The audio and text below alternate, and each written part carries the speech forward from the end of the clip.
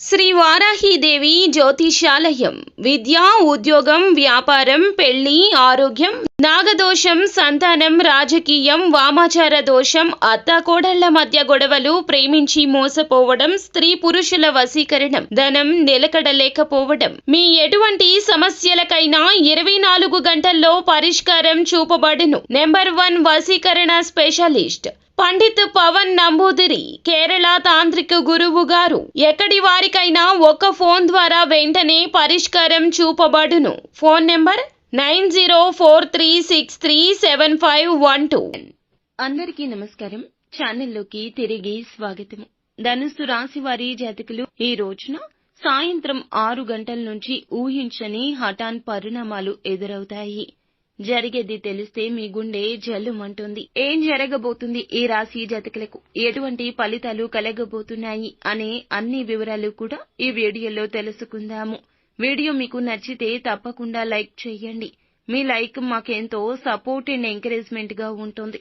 ఇక ఆలస్యం చేయకుండా వీడియోలోకి వచ్చేద్దాం. ఈ సమయంలో బుధుడు, సూర్యగ్రహాలు 9వ స్థానంలోకి ప్రవేశించడం వలన ఆర్థిక పరిస్థితులు మరింత మెరుగుపడతాయని చెప్పొచ్చు. ఆదాయం పెరిగే అవకాశం ఉంటుంది. ఆర్థిక లావాదేవీల్లో మాత్రం ఈ రాశి జాతకులు చాలా వరకు జాగ్రత్తగా ఉండాలని చెప్పుకోవడం జరుగుతుంది.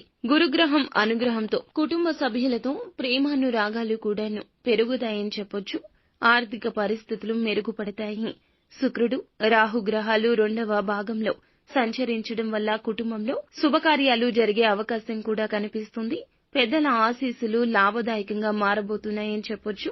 ఈ రోజున సోదర సోదరీ మణుల సహకారం అయితే తప్పక లభిస్తుంది.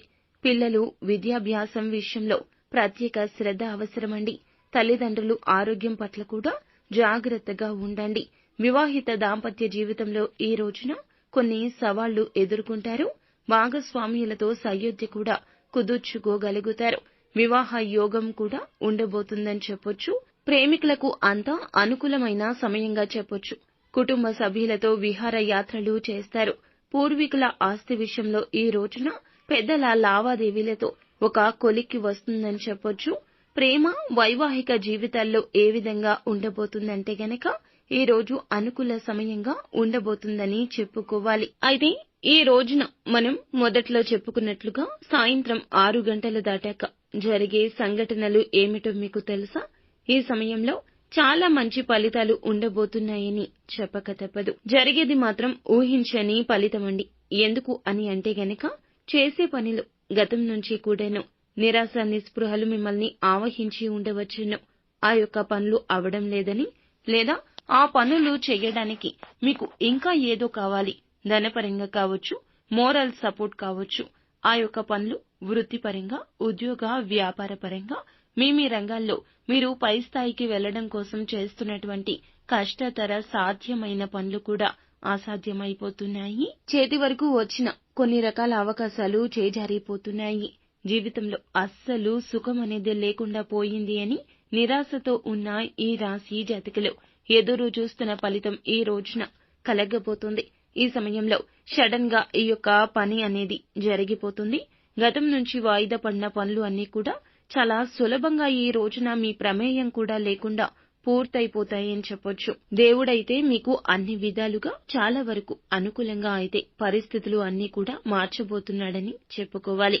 భగవంతుడు తన తీర్పు ఇచ్చేశాడండి. ఈ రోజున ఈ రాశి జాతకులు ధైర్యంగా ఉండండి. ఏ పని చేసినా నిక్కచ్చిగా చెయ్యండి. ఎవరికి ఏ విషయాలు చెప్పవద్దు.